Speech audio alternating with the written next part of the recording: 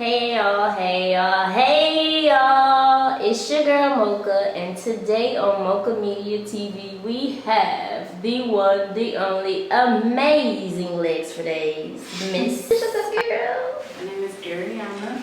I am hi. My name is indeed, in fact, not Ari. So how do we get in contact with you, book you, see you?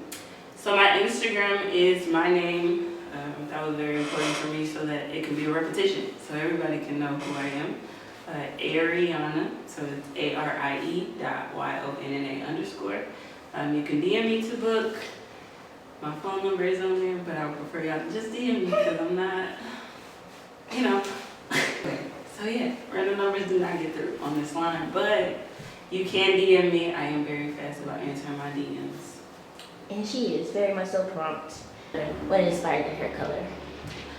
Y'all will learn about me that I am the inspiration. I have very wild thoughts, guys. I walked into a hair store. I said I want something different.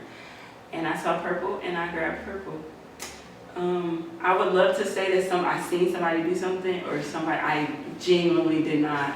I wanted to play with color. As we all know, I came into the industry with longer hair. I am now bald.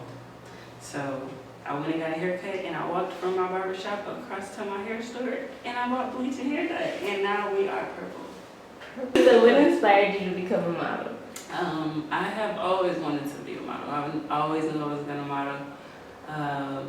I used to be the little girl that sat in front of the TV for hours and hours and hours watching reruns and even the new episodes of America's Next Top Model, relating to the girls and just being able to see that small town people do big things and that they give people like me opportunities. I love getting, she wasn't even directly critiquing me, but like I loved seeing the critiques. I loved seeing professionals being willing to teach people different stuff and do different things. So yeah, I was a America's Next Top Model girly, and watching those back now though, very, very different perspective. Ooh, tell me about it. They be losing their shit on that show. Girls losing their shit. The conversations that people would have, like and the way that they would talk people, to them, the judgment, treat them, and talk to them. It was just, I don't even recall, and that's how I know that I was so infatuated with the modeling part that I never even paid attention to all the red flags. Oh my God, all the reality TV stuff, I didn't even notice. I'm like, oh my God, her pictures of fire and smiles. That was it. And I'm like, that's actually the modeling we are in. Right. Except our people don't got no money. But like, picture it. In what other career do people actually have to just bite their tongue to somebody talking shit about them? Right. In the most condescending way. Right. Or the shade. Yeah. I learned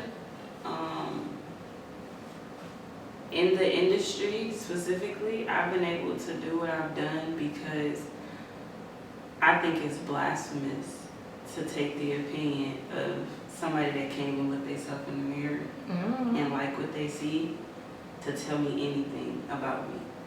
I framed my mindset as I'm just not what they're looking for. Right. There's nothing wrong with me. We just don't. You know what I'm saying? We don't connect. We don't mesh. We not for each other. I don't make sense for you. You don't make sense for me. And I don't have to feel down about that. I take it because people see my career, obviously, and they're like, dang, you did so much. But like, in a lot of those shows and stuff, I'm not walking for every single person. So to me, that was a no from somebody, right? Because you're not choosing me, which is fine. But when I see the model that they did choose, wearing them clothes, I'm like, that makes sense. It makes sense that you did what you did. Yeah. It makes sense. And everybody can model now these days too. Right. So you know what I'm saying? You can represent different things. Like, okay. It just makes sense.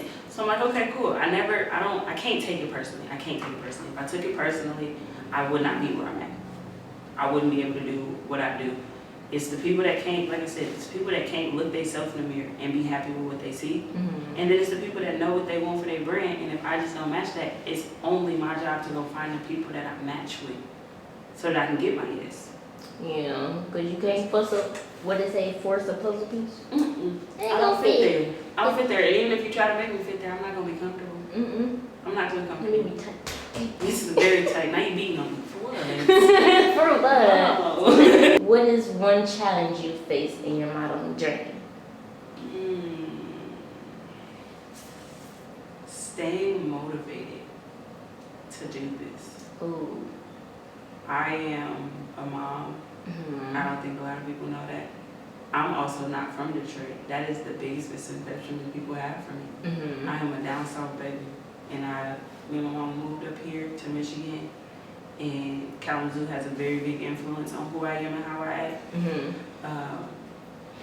But I'm not from Detroit, so there's misconceptions that like, oh, you're always here, but I don't think a lot of people consider how I get here. That part. It's very trying and challenging to like, what would take somebody 2 hours here and back could take me, I'm here 10, 12 hours in a day, not getting home till 2, 3 o'clock in the morning. I don't have a support system at home for real, so I do a lot of this on my own. I motivate myself on my own, and I'm finding like-minded people that are like, okay, no, you got this, you can do this. But if it was just left to me and who I was born with, I wouldn't be able to do a lot of the stuff that I do. Right. So it's very challenging in trying to stay motivated when you're literally exhausted. When you are dog tired. Like, you know what I'm saying? Like, I'm not sleeping in my own bed, especially during that whole, like, the peak of runway season. Where I'm here for Indy every other weekend, and I'm here for this every other weekend, and I'm here 3-4 times a day. 3-4 times a week. And nobody's knowing that, like, I'm getting picked up and dropped off from a train station. I'm getting on the bus and coming back and forth. You know what I'm saying? Like, it's not convenient.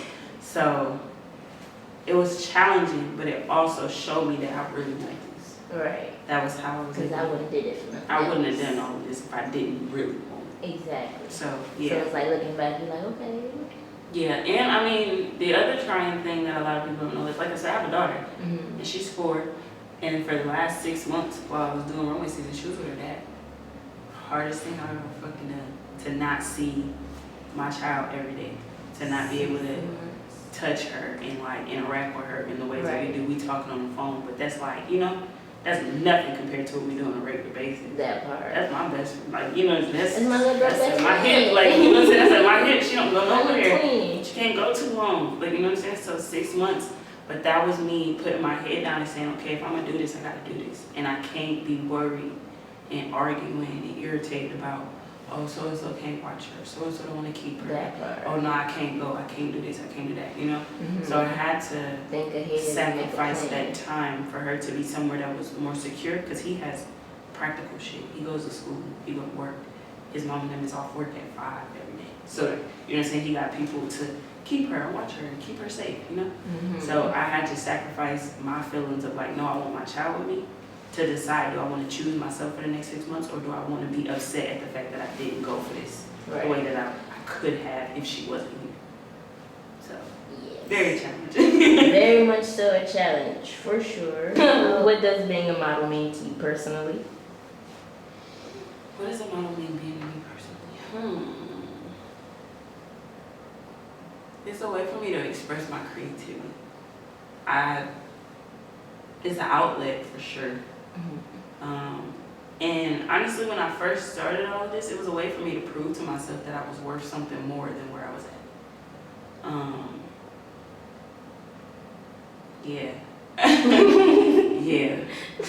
That was the biggest one, to prove that I was worth something more, that I had something more to offer than just everyday life. 9 to 5s, I can go in a job, keep a job, get a good job, go climb the ladder super fast, but I'm never satisfied.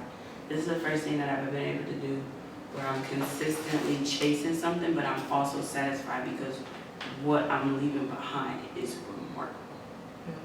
So it gives me a greater sense of purpose, and being paired with that, being able to show myself creatively and really be able to open myself up.